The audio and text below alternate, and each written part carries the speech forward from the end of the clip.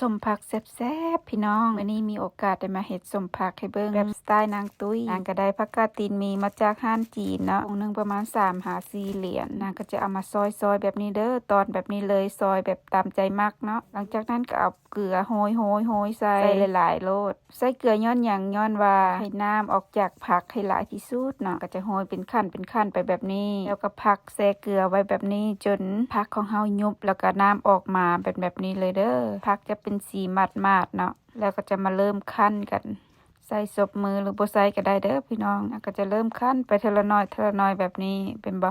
เวลาเอาผักแช่น้ำเกลือแล้วเวลาเฮาคั่นน่ะผักจะบ่หักบ่แตกคั่นแห้งส่ำใดก็ตามผักของเฮาก็จะบ่หักเนาะนางคั่นไปประมาณ5 นาทีน้ำผักของเฮาที่คั่นออกมาก็จะได้ประมาณนี้เด้อพี่น้องเป็นเขียวๆคืนๆแบบนี้ต้องได้คั่นออกเด้อหากเฮาบ่คั่นออกน้ำเขียวๆแบบนี้แล้วเวลาเฮาคั่นน้ำเขียวๆแบบนี้บ่ออกมาแสดงว่าผักของเฮาก็จะมีกลิ่นเหม็นเขียวกลิ่นคือบาซาบิหั้นนะคืนๆคิวๆแล้วย่ำก็จะขึ้นดังแต่ถ้าหากว่าน้ำแบบนี้ออกมาแล้วกลิ่นตัวนั้นก็จะหายไปเนาะหลังจากที่คั่นน้ำเขียวน้ำคืนออกแบบนี้แล้วก็จะเอาไปล้างตรงน้ำใส่หม้อหรือใส่ซามแบบนี้เนาะเวลาเอามาล้างแบบนี้เฮาก็คั้นกับนวดไปพร้อมเพื่อจะให้น้ำคืนน้ำเขียวที่เฮา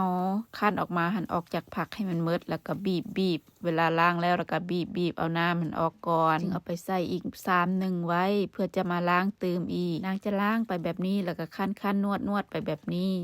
ล้างไปประมาณ3-4 น้ำตรงน้ำใส่หักคั้นไปแบบนี้เลย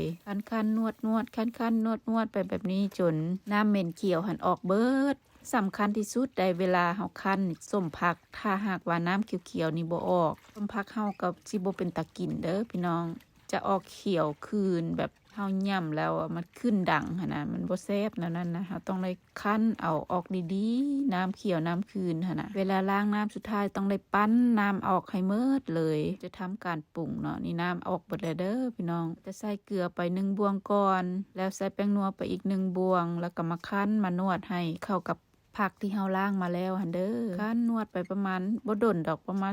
2-3 นาทีให้เกลือกับแป้งนัวหันเข้ากับในเส้นผักของเฮาก็จะบ่ให้เส้นผักของเฮาหันเน่าเปื่อยนางก็คั้นนวดไปแบบนี้จนกว่าเกลือกับแป้งนัวหันเข้ากับผักดีแล้วนางก็จะเอาน้ำมวกเด้อน้ำข้าวมวกผู้ใดสิเอาไปต้มก่อนก็ได้เด้อหรือว่าบ่ต้มก็ได้คือการค่อยก็บ่ได้ต้มค่อยเอามาจากเวลาเฮามาข้าวหรือว่าเฮาสิเอาไปหุงข้าวนะค่อยก็งิ้นออกจากน้ำที่2เวลาเฮาล้างข้าวนะเอามาใส่แบบนี้แล้วตึมเกลือใส่เด้อพี่น้องเพราะว่าเวลาเราเติมน้ำใส่จะเฮ็ดให้จางขึ้นนะก็ใส่เกลือไปอีก1 บวงก็เป็น2 บวงเนาะหลังจากนั้นก็เอาขวดหรือโหลหรือว่าอีหยังก็ได้ที่มีฝาปิดเอามาใส่แบบนี้เนาะล้างทำความสะอาดเรียบร้อยแล้วก็จึงเอาส้มผักของเฮายัดเข้าไปบ่ต้องใส่เต็มเด้อเพราะว่าที่เฮาเอาไปป้าไว้นะส้มผักจะยึงน้ำขึ้นมามีแก๊สอยู่ข้างในเนาะจะเฮ็ดให้น้ำฟูขึ้นมาเฮ็ดให้ล้นได้บ่ต้องใส่เต็มหลังจากที่ใส่ขวดใส่โหลแบบนี้แล้วก็จึงเอาฝามาปิดใส่จะเอาแรปใส่ก่อนเนาะเอาแรปมาแรปใส่บ่ให้ลมเข้าเด้อแล้วจึงเอาฝามาปิดใส่แบบนี้จะปาไว้ประมาณ3 มื้ออยู่บ้านเฮาเนาะอากาศร้อนประมาณ2 มื้อก็ได้กินแล้วผ่านไป3 มื้อสันก็จะประมาณนี้เด้อส้มพอดีแซ่บนางก็จะมาปรุงเลยคือเอิ้นว่ายำเนาะใส่ขิงลงไปขิงซอยเนาะใส่มะเขือใส่แป้งนัว